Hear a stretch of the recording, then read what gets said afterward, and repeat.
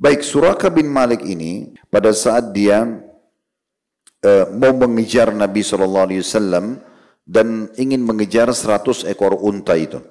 Tapi walaupun begitu hasil batu undian tadi, tetap aku nekat demi untuk 100 ekor unta, gitu kan? Tak kala kudaku berpacu kencang membawaku, ia membuatku tergelincir lalu aku terjatuh darinya. Aku berkata, ada apa ini? Kenapa Suraka bilang begini? Karena memang dia mahir sekali dalam menunggangi kuda. Belum pernah jatuh, sekarang jatuh tiba-tiba. Makanya dia heran, ada apa dengan kuda ini? Tak kala orang-orang itu telah nampak, maksudnya Nabi Muhammad SAW dengan Abu Bakar, dan aku sudah melihat mereka, kudaku membuatku tergelincir lagi. Bahkan kedua kaki depan kudaku amblas masuk ke dalam tanah, lalu aku terjatuh darinya. Jadi waktu aku bantu kudaku keluarkan dari tanah itu, tiba-tiba ada angin yang sangat kuat, yang seakan-akan menghalangi untuk mengeluarkan kaki kuda itu dari tanah. Maka ketika melihat hal itu, bahwa aku yakin aku telah dihalangi dan bahwa Allah Subhanahu wa taala menjaganya dari sentuhan hal yang tidak disukai.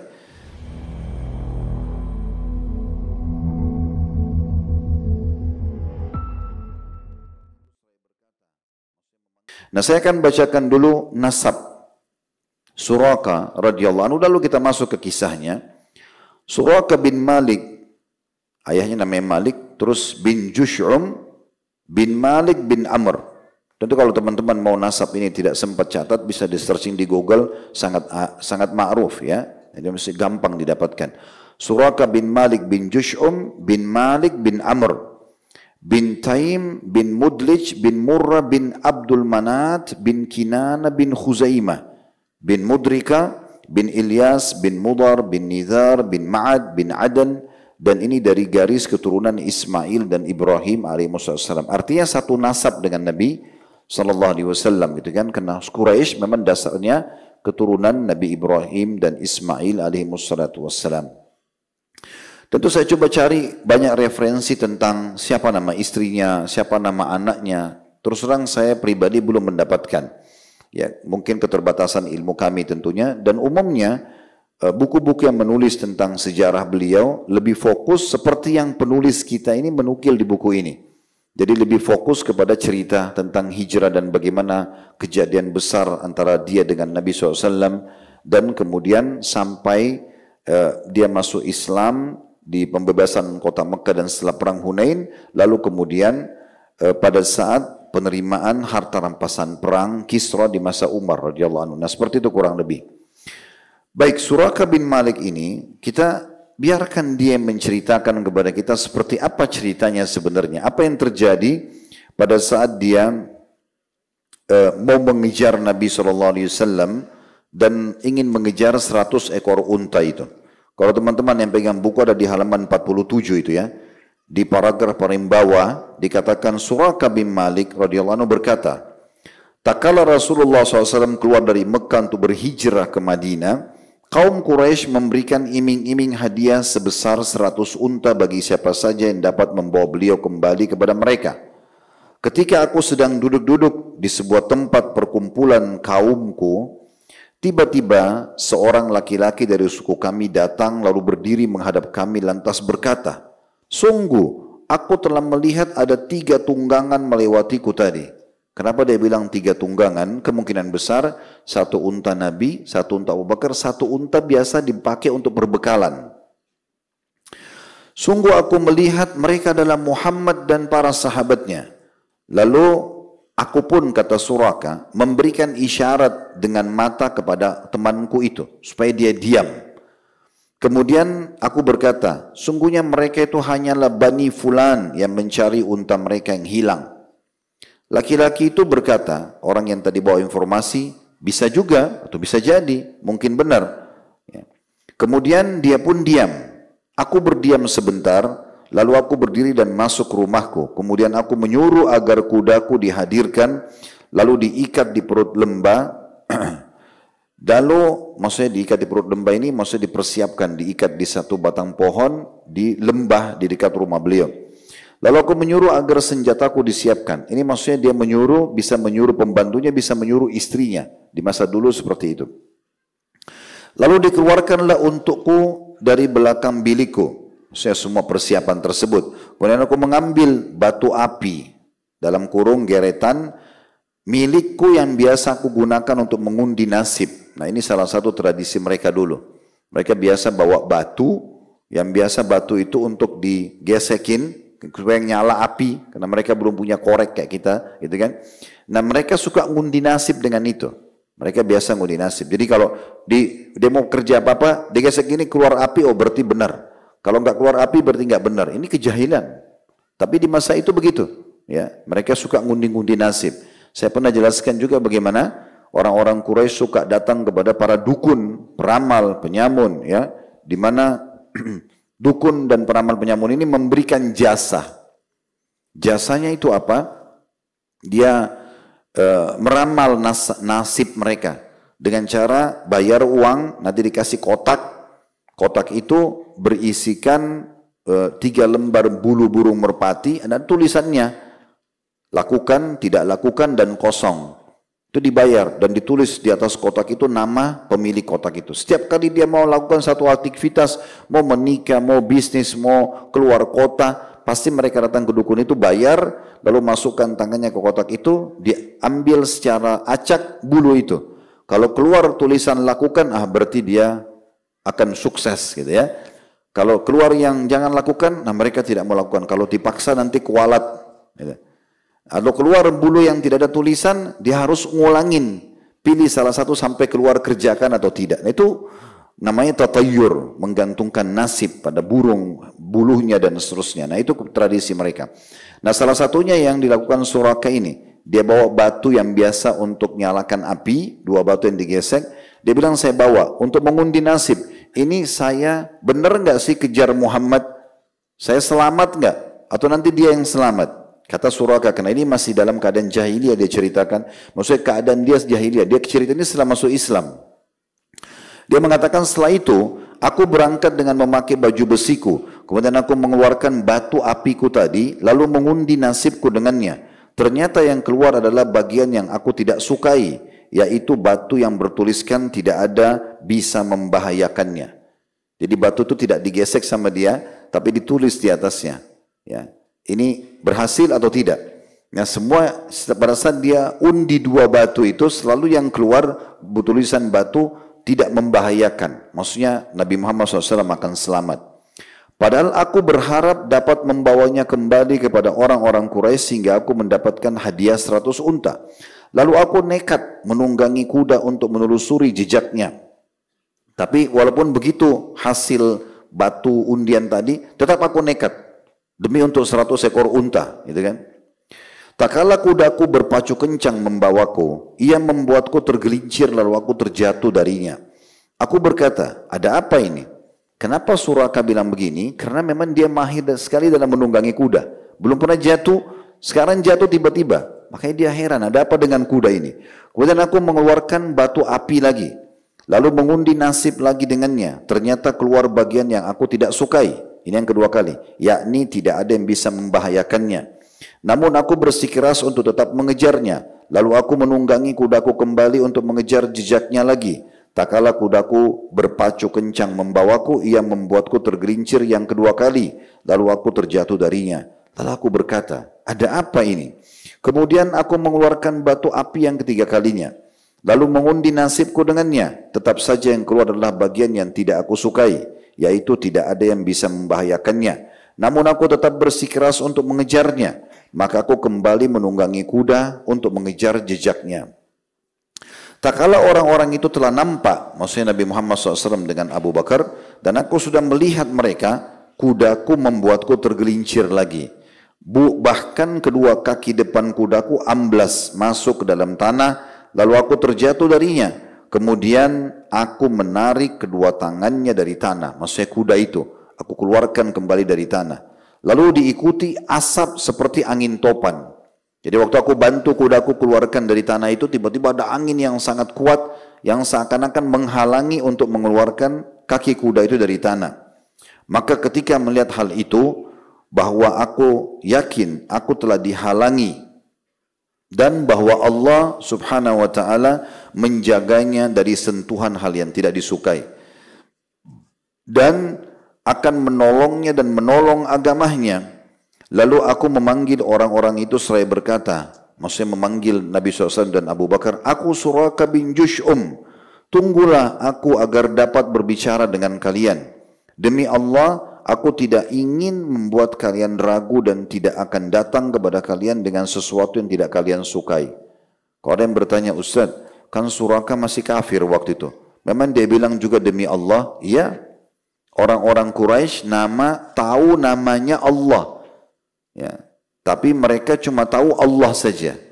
Makanya waktu mereka tulis kesepakatan memboikot suku sukunya Abdul Muttalib, ya, suku Hashim, suku Nabi SAW dan beberapa suku di boikot, mereka tulis sepakat untuk memboikot itu dengan tulisan Allahumma awalnya, ya. Maka waktu disebutkan sifat Allah Ar-Rahman Ar-Rahim, mereka tidak percaya. Mereka tidak yakin itu sifatnya Allah. Jadi mereka tahu, kalau ditanya Abu Jahal sama Abu Lahab, siapa pemilik Ka'bah ini? Mereka bilang Allah. Untuk apa kalian tawaf? Allah. Untuk apa kalian haji? Allah. Tapi salahnya mereka, sebagaimana ajaran yang mengubah mereka adalah perbuatan Amru bin Luhai, seseorang yang datang dari suku Khuza'ah yang pertama kali memasukkan patung ke Mekah, dan bukan menyuruh menyembah murni patung, tapi mengatakan ini perantara antara kita sama Allah. Jadi mereka mempartnerkan Allah dengan patung tersebut. Jadi orang Quraisy waktu itu kalau sembelih hewan, setengahnya dibagikan di jalan Allah, setengahnya buat sesajen. Nah karena itu dianggap kesyirikan, ya. Jadi kalau dipastikan di masa-masa kita sekarang ada dikatakan orang musyrik padahal dia muslim, itu pantas. Karena memang orang Quraisy beriman kepada Allah, tapi mereka syirik kepada Allah SWT, memperankan Allah dengan makhluknya. Maka Rasulullah SAW pada saat itu berkata kepada Abu Bakar radhiyallahu anhu, katakanlah padanya, apa yang engkau inginkan dari kami? Lalu Abu Bakar mengatakan kepadaku, lalu aku berkata, tolong tuliskan surat kepadaku yang menjadi bukti antara aku dengan engkau. Nabi SAW mengatakan, tulislah untuknya wahai Abu Bakar. Lalu ia pun menulis surat kepadaku di dalam sebuah tulang dalam kurung kain tambal atau sobekan kain. Kemudian ia melemparkannya kepadaku, lalu aku mengambil dan meletakkannya di dalam sarung anak panahku. Kemudian aku pulang. Aku diam dan tidak dapat mengingat lagi sesuatu pun dari apa yang terjadi. Suraka kembali pulang ke tempatnya, lalu ia mendapati orang-orang yang datang untuk mendapatkan berita tentang Rasulullah SAW. Lalu dia berkata kepada mereka, pulanglah, aku sudah pergi kemana-mana untuk mencarinya. Tentu kalian sudah mengetahui bagaimana ketajaman dan keahlianku dalam mencari jejak. Lalu mereka pun akhirnya pulang.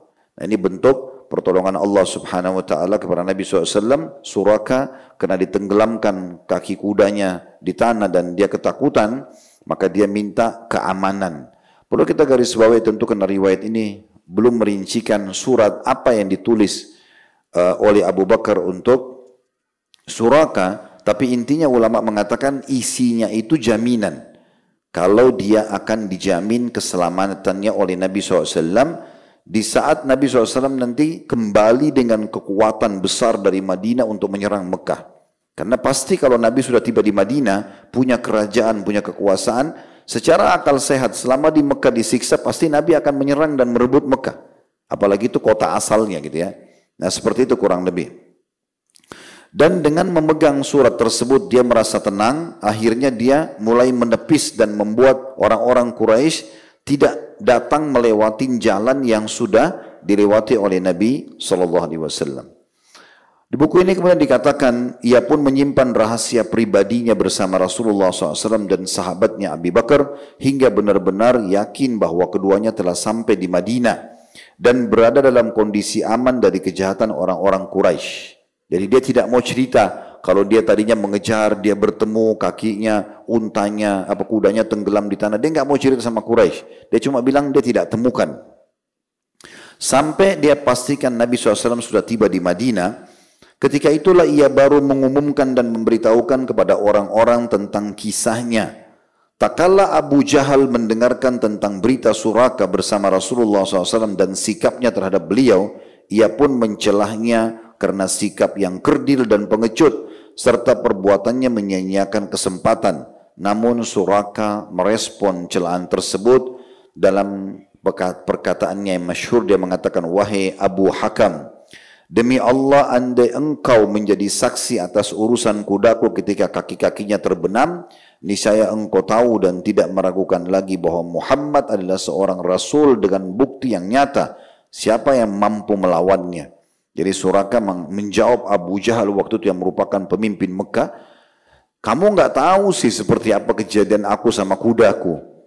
Kudaku ini kuda kuat, aku sendiri mahir berkuda, tidak ada sesuatu yang di situ yang harusnya bisa membahayakan tanah biasa, tapi kakiku, aku bisa jatuh, kaki kudaku tenggelam tiba-tiba. Kuda kan juga responnya harusnya dia kalau jatuh dia bisa berdiri lagi, tapi ini nggak bisa, tenggelam. Dan aku pada saat mau keluarkan kaki kudaku nggak bisa, diserang oleh tiupan angin. Itu kau nggak lihat, saya lihat gitu. Dan kejadian ini sudah cukup membuktikan kalau dia adalah seorang nabi.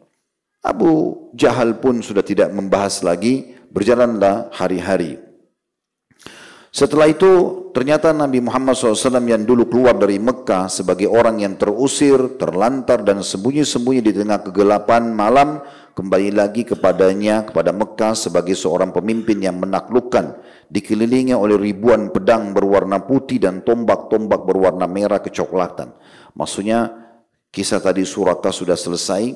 Penulis mau mengatakan kepada kita, setelah Nabi SAW hijrah di Madinah, berjalanlah sekian tahun, tepatnya di tahun ke-8 dari masa hijrah, maka Nabi SAW menyerang Mekah. Tentu ini kisah panjang ya, karena adanya kesepakatan Hudaybiyah dulu, lalu dikhianati oleh Quraisy. Ini sudah kami ceritakan panjang lebar. Ini kalau mau diceritakan ini panjang, berhari-hari, tentang bagaimana kehidupan Nabi SAW dari tahun pertama Hijriah, tahun kedua, tahun ketiga, tahun keempat, peperangan Badar, peperangan Uhud, peperangan Khandaq, peperangan Bani Mustaliq, ya, kemudian kesepakatan Hudaybiyah, kemudian penyerangan Khaybar, kemudian terjadilah penyerangan kota Mekah. Itu cerita yang sangat panjang kalau mau dirincikan, tapi sudah kami sampaikan alhamdulillah. Ringkas cerita, Nabi SAW datang pada saat itu dari Madinah dengan 10.000 pasukan perang dan berhasil menaklukkan Mekah tanpa perlawanan. Dan ternyata para pemimpin Quraisy yang dulu mengisi bumi dengan kekejaman dan kebengisan datang menghadap Nabi SAW dengan penuh ketakutan sambil mengharap belas kasih dari beliau, lalu berkata, apa yang akan engkau lakukan terhadap kami? Perlu teman-teman ketahui ya, di masa itu sekaligus juga dengan hukum Islam sebenarnya ya. Kalau satu pasukan besar masuk menyerang sebuah wilayah dan berhasil menaklukkan, kira-kira teman-teman, apa yang akan dilakukan oleh pasukan yang menang ini? Bebas, kan itu. Mereka mau bantai orang kota itu, mengambil hartanya. Kisah-kisah peperangan masa dulu, itu mereka kalau menang pasti mereka bumi hanguskan tuh. Kota itu dibakar semua rumah-rumahnya, diambil hartanya, manusia ini dijadikan budak. Baru mereka pulang ke negerinya. Begitu cerita mereka dulu. Cerita itu peperangan umumnya begitu. Di negeri manapun di muka bumi ini. Ada juga yang datang menguasai lalu jadikan sebagai wilayahnya. Yang mengakui mereka jajalah. Mereka yang mengakui maka mereka aman. Tidak mengakui mereka dibunuh. Dan seperti itu. Dan seterusnya. Maka orang-orang Quraisy waktu lihat Nabi SAW masuk dengan 10.000 pasukan. Dan sebelum Nabi SAW masuk, Abu Sufyan sempat melihat pasukan tersebut. Dan dia masuk Islam, walaupun masih terpaksa awalnya dia masuk Islam, karena takut melihat pasukan muslimin yang sudah ada di depan pintu gerbang Mekah. Di malam hari orang-orang Mekah belum punya persiapan. Kekuatan pasukan Quraisy waktu itu di Mekah yang siap pun itu paling 2.000-3.000 orang, nggak lebih dari itu. Itu pun harus butuh persiapan. Maka dia pulang ke Mekah, dia sampaikan orang Quraisy, Muhammad sudah depan pintu gerbang dengan 10.000 orang pasukan, saya lihat sendiri. Maka serahkan kota ini. Pada saat itu Hindun istrinya, walaupun nanti masuk Islam, dia sangat marah dengan suaminya Abu Sufyan karena ayahnya, pamannya sama kakaknya, ya, Walid, Syaibah itu terbunuh di perang Badr, gitu kan? Dia jengkel, itu yang sebabkan kenapa dia suruh Wahsy untuk membelah dadanya Hamzah, mutilasi di perang Uhud dan seterusnya. Dia mengatakan laki-laki ini bohong, suaminya sendiri, nggak mungkin, supaya Quraisy jangan ketakutan. Kata Abu Sufyan, jangan dengar perempuan ini. dengar saya lihat ini nggak benar, ini ribut suami istri. Sampai Hindun saking jengkelnya dalam buku sejarah mengatakan, bunuh saja orang ini. Begitu mereka cekcoknya. Kata Abu Sufyan, terserah kalian. Tapi ingat, saya sudah dapat jaminan dari Muhammad langsung. Karena sempat Abu Sufyan minta, apa jaminan anda? Kalau anda masuk ini supaya tidak terjadi pembantaian.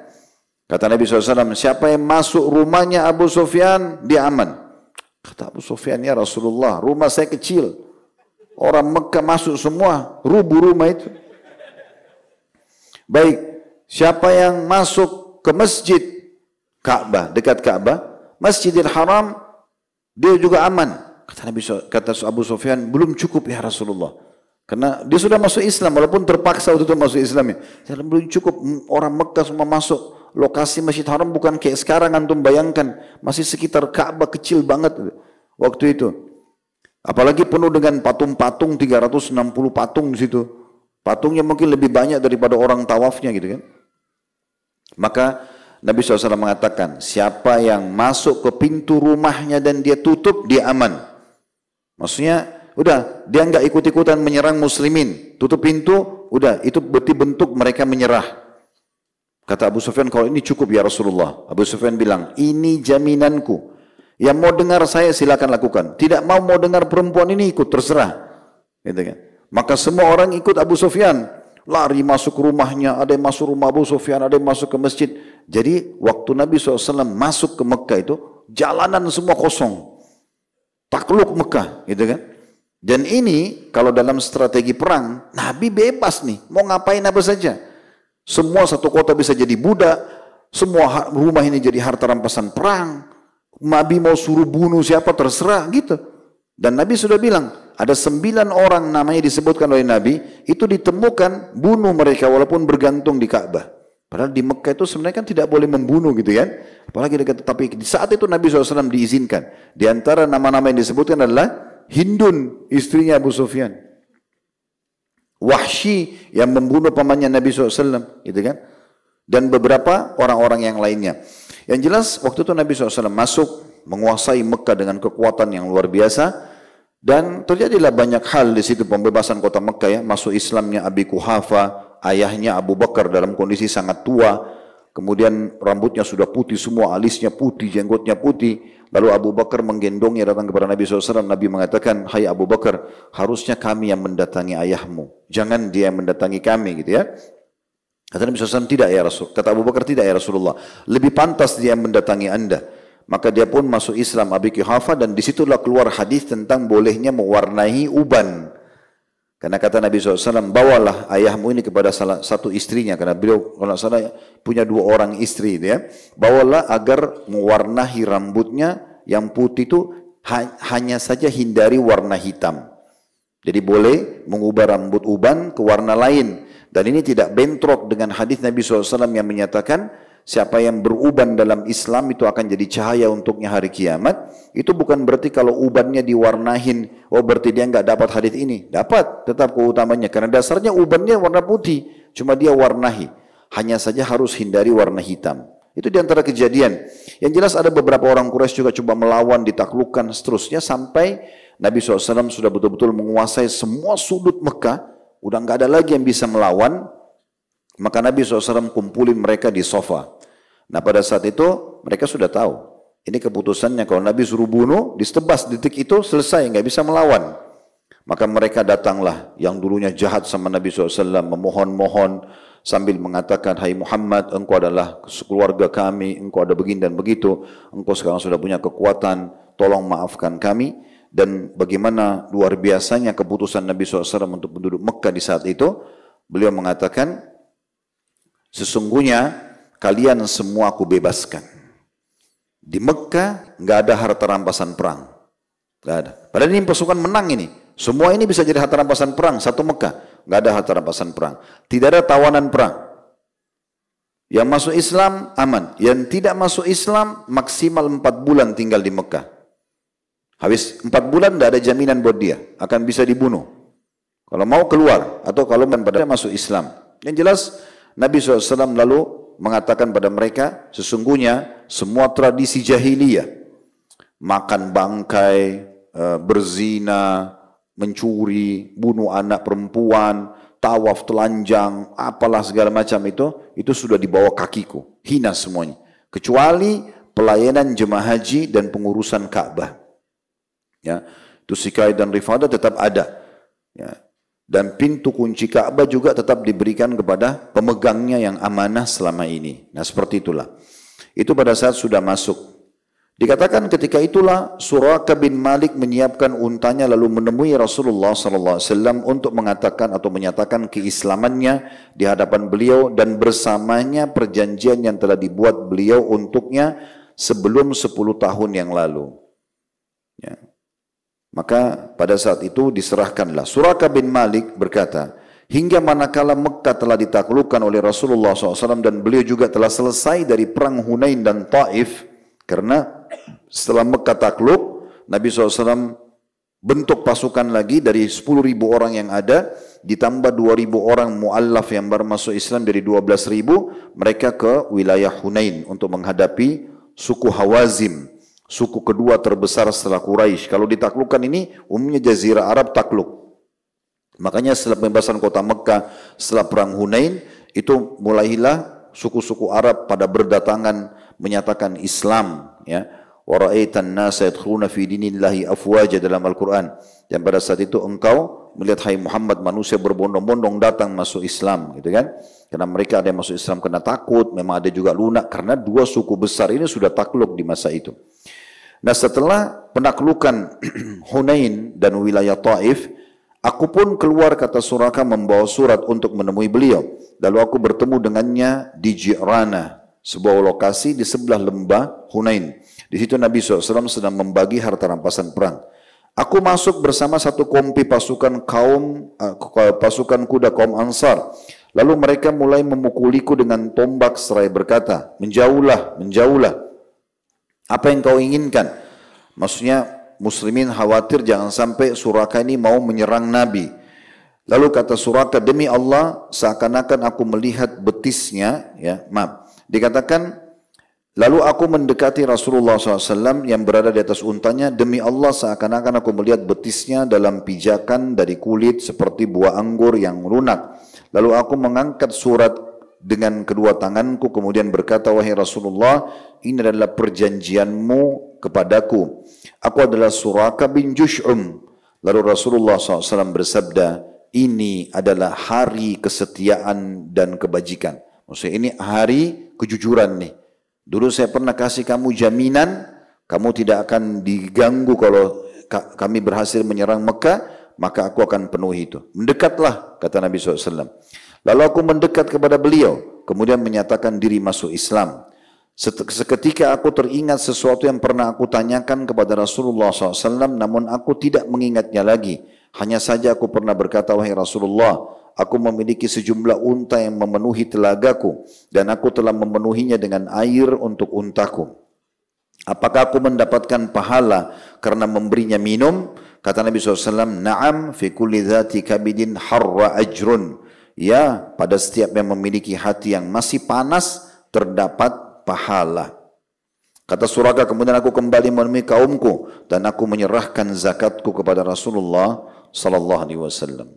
Nah, sebelum kita lanjutkan masa wafatnya Nabi SAW dan bagaimana kisah selanjutnya masalah pembagian harta rampasan perang Kisra yang merupakan bagian kedua yang terbesar dari kisah Suraka radhiyallahu anhu ini, ada riwayat yang tidak ditulis oleh penulis di sini dan riwayat-riwayat itu semuanya sahih sebenarnya, yaitu pada saat Nabi SAW sudah memberikan surat jaminan kepada Suraka dari Abu Bakar. Dan sebelum Suraka meninggalkan Nabi SAW, maka Nabi SAW mengatakan, wahai Suraka, bagaimana kira-kira perasaanmu kalau seandainya di kedua tanganmu ada gelangnya Kisra?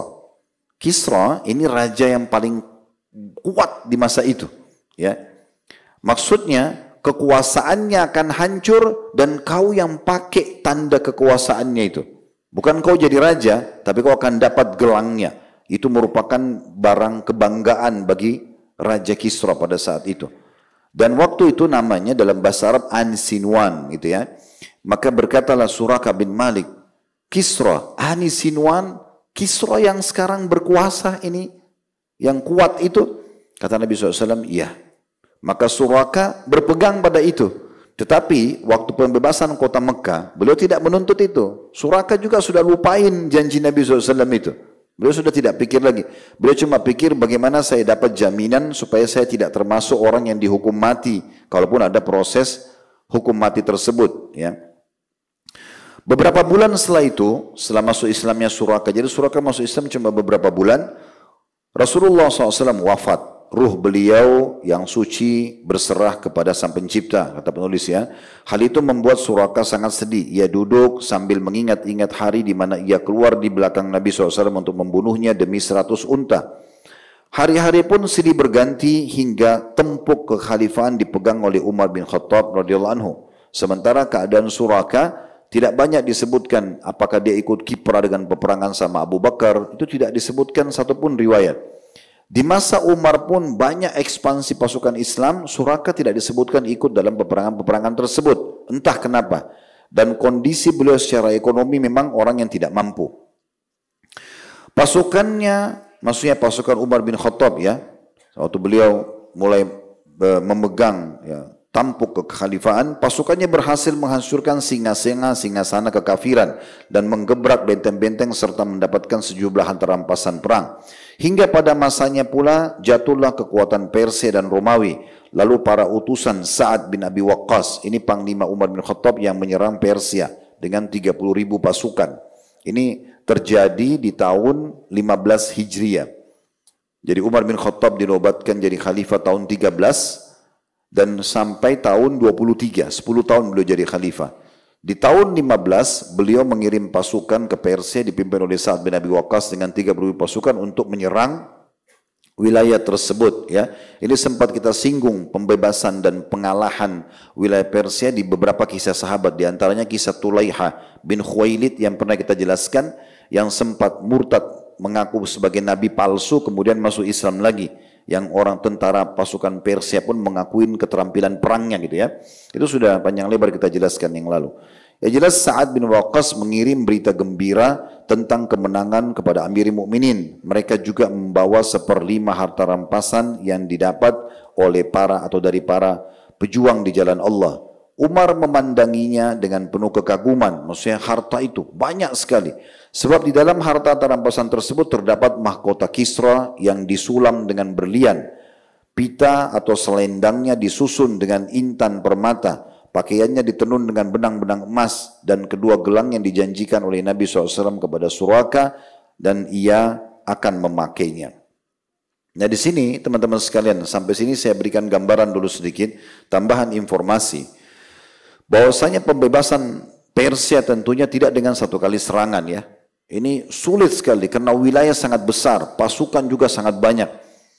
Tapi dengan izin Allah SWT 30.000 pasukan muslimin ya, itu berhasil mengalahkan ratusan ribu ya, bahkan bisa dikatakan jutaan pasukan Persia, dan sampai mereka ke istana putihnya Kisra waktu itu. Nah pasukan muslimin sebelum masuk ke istana putih Kisra itu mereka harus melewatin sebuah sungai. Sungai ini memang terkenal deras airnya. Waktu itu Sa'ad bin Abi Waqqas dan beberapa sahabat-sahabat Nabi itu ada hadir Salman Al-Farisi, ada hadir Bilal, sahabat-sahabat yang mulia yang sudah senior hadir pada saat itu. Lalu mereka berpikir kira-kira bagaimana caranya? Kita harus melewati sungai ini. Orang-orang Persia, ini benteng terakhirnya mereka melihat dari jauh sambil mengatakan, kalau umat Islam bisa melewati sungai ini, maka selesai. Berarti memang mereka ini adalah pasukan terkuat, nggak mungkin kita bisa hadapi. Maka Sa'ad pun mengatakan, ikhlaskan niat kalian kepada Allah Subhanahu Wa Taala. Kita turun melalui sungai ini sambil bertakbir, kita lewatin. Maka diceritakan, Salman cerita, Bilal menceritakan dalam banyak riwayat. Ini pernah kita ceritakan di kisahnya Salman, di kisahnya Bilal. Bagaimana pasukan itu pun jalan dengan sangat tenang dan tidak satu pun jadi korban di saat itu. Melihat kejadian tersebut, maka orang-orang Persia melarikan diri dengan sangat mudah. Pintu gerbang ibu kota mereka terbuka, namanya Madain. Dan pada saat melihat istana putih, maka Salman mengatakan radhiyallahu anhu, sungguh inilah yang telah dijanjikan oleh Allah dan Rasulnya kepada kami. Karena Nabi SAW pernah bersabda, sekelompok dari sahabatku akan menembus istana putihnya Kisra. Dan mereka sangat bersyukur karena mereka termasuk dalam hadis tersebut. Masuklah mereka ke istana, mereka kagum melihat istana yang begitu mewah, begitu luar biasa. Dan cukup banyak di situ karena itu jadi harta rampasan perang. Miliknya Kisra saja itu sudah cukup untuk dibagi dan membuat semua pasukan muslimin jadi kaya. Karena dia punya karpet, diceritakan begitu dalam karpetnya dia. Karpetnya itu memenuhi semua ruangan istananya dia. Dan karpet itu dibuka di musim-musim dingin, kayak di musim salju, musim dingin, atau musim gugur, dibuka. Dan itu karpet, kita kan tidak bisa gambarkan, tapi disebutkan begitu dalam riwayat, karpet itu kalau dibuka, seperti orang sedang berada di taman-taman, ada karpet permadani yang tebal disulam, seperti ada pohonnya, ada tempat duduknya, yang sangat nyaman. Kata Ali radhiyallahu anhu, waktu karpet itu kan mau diapakan nih karpet ini? Ini sulit untuk dibagi karena karpet. Maka itu ya karpet tadi mahkotanya Kisra ini mau dibagiin buat siapa? Gelangnya, gitu kan, selendangnya, baju-baju kebesaran dialah, gitu. Ini mau dikasih mana? Maka saat mengatakan yang terbaik ini tidak usah kita bagi, kirim kepada Umar radhiyallahu anhu, kirim kepada Amir Mukminin, dikirim semua. Waktu datang ke Madinah, orang Madinah semua ngumpul. Mereka kaget melihat ini harta rampasan perang. Emas yang begitu banyak, berlian dan segala macam.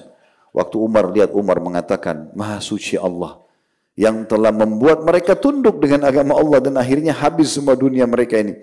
Dan Umar menyuruh agar karpet itu dipotong-potong. Dipotong-potong, dibagi-bagiin. Kata Ali bin Abi Thalib, saya dapat sepotong saja. Mungkin cukup untuk dipakai sholat. Itu aja laku dengan 60 dinar atau berapa gitu. Cukup mahal ya lakunya gitu. Nah waktu Abu Umar melihat semua itu disuruh potong karpet tersebut. Lalu Umar lihat gelangnya Kisra. Umar dalam riwayat lalu berkata begini. Mengingat kisah waktu Nabi SAW hijrah. Karena kisah kejaran Suraka ini waktu tiba di Madinah Abu Bakar ceritain. Sahabat pada tahu ceritanya. Dan dibenarkan oleh Nabi SAW. Maka dia mengatakan, Umar mengatakan, mana Suraka bin Malik? Suruh panggil. Datang Suraka bin Malik. Kata Umar bin Khattab dalam sebuah riwayat, wahai Suraka, apakah kau mengingat di saat kau mengejar Rasulullah SAW dan Abu Bakar atau hijrah ke Madinah? Dia bilang, iya, saya mengingatnya. Depan orang semua. Lalu kata Umar radhiyallahu anhu, apa yang dikatakan Rasulullah SAW kepadamu pada saat itu? Lalu dia mengatakan, kekasihku Rasulullah SAW berkata bahwasanya nanti hai Suraka bagaimana perasaanmu kalau kau mengenakan dua gelangnya Kisra. Kata Umar, hai Suraka, ini adalah dua gelangnya Kisra sebagai bukti kebenaran risalah Nabi Muhammad SAW. Sekarang pakai di kedua tanganmu, keliling Madinah, lalu kamu sambil menyampaikan, kekasihku Rasulullah SAW mengatakan, Suraka bagaimana perasaanmu kalau engkau menggunakan dua gelang Kisra dan inilah benar janji Allah dan Rasulnya. Maka Suraka memakainya karena besarnya ya. Kisra ini orangnya tinggi besar, Suraka kecil orangnya. Jadi waktu dia pakai gelang itu sampai ke lengannya. Iya begitu dikatakan dalam riwayat. Dan dia sambil keliling Madinah sambil dia tersenyum dan menangis menceritakan bagaimana benarnya janji Nabi alaihi salatu wassalam. Nah seperti itu penutupan daripada kisahnya. Disebutkan Suraka memakai kedua gelang Kisra. Saya bacakan ini hal terakhir yang ditulis oleh penulis. Dari Al-Hasan bahwa Rasulullah SAW pernah berkata kepada Suraka bin Malik, bagaimana tanggapanmu, bagaimana perasaanmu jika engkau memakai kedua gelang Kisra? Tak kala kedua gelang Kisra itu, sabuk dan mahkotanya dibawa kepada Umar radhiyallahu anhu, ia memanggil Suraka. Umar memanggil lalu mengenakannya. Suraka adalah seorang laki-laki yang berbulu lebat dan banyak bulu pada kedua lengannya. Maka berkatalah Umar kepadanya, angkatlah kedua tanganmu dan ucapkanlah segala puji bagi Allah yang telah merampas keduanya dari Kisra bin Hurmuz, lalu mengenakannya kepada Suraka seorang Arab Badui. Dari riwayat lain, itu tentu disebutkan dalam kitab Al-Isabah, karyanya Ibnu Hajar, ada footnote di bawah. Kemudian dari Al-Hasan riwayat yang lain bahwa dibawakan kepada Umar bin Khattab radhiyallahu anhu pakaian dari bulu binatang lalu diletakkan di hadapannya. Saat itu di tengah orang-orang ada Suraka bin Jush'um Lalu kedua gelang Kisra dari Hurmus diberikan kepadanya. Lantas ia memasangnya di tangannya. Ternyata panjang keduanya sampai kedua pundaknya. Jadi saking banyaknya gelang tersebut dan besarnya. Tak kala Umar radhiyallahu anhu melihat keduanya berada di tangan Suraka, maka ia pun berkata, segala puji bagi Allah subhanahu wa ta'ala. Kedua gelang Kisra bin Hurmus berada di tangan Suraka bin Malik, seorang Arab Badui dari Bani Mudlij. Ya Allah, sesungguhnya aku mengetahui bahwasanya Rasulmu suka apabila mendapatkan harta ini. Ini masih perkataan Umar ya. Lalu ia menginfakkan di jalanmu kepada hamba-hambamu. Tapi engkau menyingkirkan hal itu darinya atas pengetahuan dan pilihanmu terhadapnya. Maksudnya, Umar ingin menyampaikan kepada umat Islam sambil dia berdoa sama Allah mengatakan, ya Allah, aku tahu kalau seandainya kerajaan Kisra ini takluk di masa Nabi masih hidup, dan Nabi mendapatkan gelang ini, maka pasti dia akan infakkan di jalan Allah. Tapi engkau mengangkat itu dari nabimu. Engkau tidak biarkan terbuka di masa Nabi. Kemudian juga Abu Umar mengatakan, ya Allah, sungguhnya aku juga telah mengetahui bahwasanya Abu Bakar senang apabila mendapatkan harta ini, maka ia pun pasti menginfakkan di jalanmu dan kepada hamba-hambamu. Akan tetapi engkau menyingkirkan itu darinya atas pengetahuan dan pilihanmu terhadapnya. Maksudnya kau selamatkan Abu Bakar juga. Abu Bakar jadi enggak terbebani dengan harus diapakan harta rampasan perang ini. Nanti kau akan tanya pada hari kiamat, ya Allah. Lalu dia mengatakan, ya Allah, sungguhnya aku berlindung kepadamu. Jangan sampai hal ini, maksudnya harta ini menjadi sebab makarmu terhadap Umar. Kemudian ia membaca firman Allah subhanahu wa ta'ala dalam surah Al-Mu'minun ayat 55 sampai 56. Ayahsabuna annama numidduhum bihi min malin wa banin nusari'u lahum fil khairat bal la yash'urun. Apakah mereka mengira bahwasanya harta dan anak-anak yang kami berikan kepada mereka itu berarti bahwa kami segera memberikan kebaikan-kebaikan kepada mereka? Tanda tanya. Tidak, sebenarnya mereka tidak sadar. Ayat ini turun sebenarnya menegur banyak orang berpikir kalau dia kufur kepada Allah, dia maksiat kepada Allah lalu melimpah harta, oh berarti itu kebaikan yang diberikan. Bukan. Allah subhanahu wa ta'ala justru menghabiskan balasannya di dunia agar mereka tidak dapat di akhirat. Orang-orang kafir itu yang mereka bakti sama orang tuanya, mereka bersedekah selama hidup, mereka menjenguk orang sakit, apa saja yang dianggap baik dalam agama Islam, mereka enggak dapat pahala di akhirat. Tapi karena itu kebaikan dalam syariat Allah, Allah kasih kebaikannya di dunia. Allah kasih dia anak, Allah kasih dia harta. Itu karena kebaikan-kebaikan yang mereka kerjakan yang dianggap baik oleh syariat Allah subhanahu wa ta'ala. Tapi dihabiskan di dunia, supaya di akhirat mereka sudah tidak punya lagi. Maka Umar membaca firman Allah ini, dan dia khawatir. Sebenarnya teman-teman, Umar bin Khattab bisa sebagai pemimpin. Secara hukum, itu mengambil buat beliau. Ya udah, ini bagian saya. Beliau rajanya, beliau yang mengutus pasukan. Kalau bukan instruksi Umar nggak akan terbebaskan itu. Tapi subhanallah, justru harta terbaik pada masa itu beliau tidak mau sentuh sama sekali. Dan akhirnya beliau pun memberikan gelang itu kepada Suraka. Dan ditutup dengan akhirnya Suraka pun melanjutkan sisa hidupnya sampai dia pun wafat. Dan di sini juga tidak disebutkan tentang tahun wafatnya. Tapi kemungkinan besar dia wafat di masa Umar juga radhiyallahu anhum ajma'in. Nah, ini kurang lebih gambaran tentang kisah sahabat kita ini. Sekelumit kisah sebenarnya dari kisah yang umum gitu ya tentang masalah kejadian hidup beliau. Tapi saya yakin kita bisa mengambil banyak sekali pelajaran dari tokoh kita ini.